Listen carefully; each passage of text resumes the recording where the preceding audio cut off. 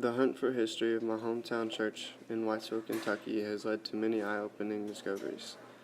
St. Mary's of the Wood is a Catholic parish of nearly 750 families. Through the years, this parish seems to have had a consistent effort to thrive and support its community. The present parish consists of a church, high school, grade school, gym, and a fairly new parish hall. The present pastor is Father Gerald Baker, who began in 2012. In the very beginning, sacraments were administered in a home on a Deserter Creek settlement in about 1824. This home on Morgantown Road belonged to a man named Thomas Clark Hagen, which became significant to the home, making it known as Hagen Station. The first pastor of this mission church, John C. Wathen, was appointed on May 5, 1833. He served the church for 8 years, followed by serving his community for the rest of his years. After Father Wathen, it was Father Wathen Coombs who took over the parish and was assisted by Father Linus Coombs. These men assisted Father Wathen Coombs in his many missions. It was about this time a man named Richard Barrett donated an acre and 5 poles of land to provide land for a new church. Given is at the present site of St. Mary's of the Woods Cemetery. This new church was a log structure of 30 feet by 46 feet with a 14 feet by 20 feet addition for a sanctuary. This was the birth of St. Mary of the Woods.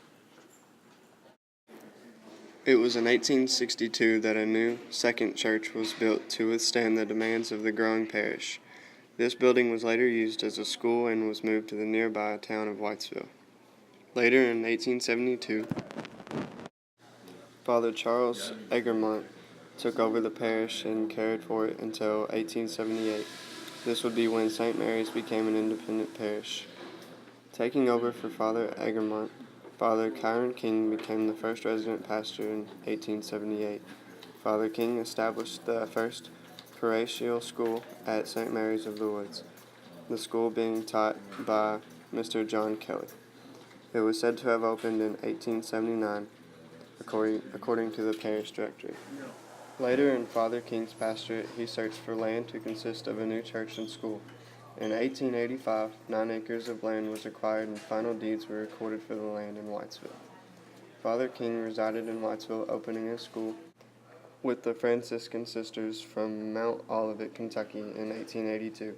During King's pastorate, he began construction on a new church, the third structure for St. Mary's.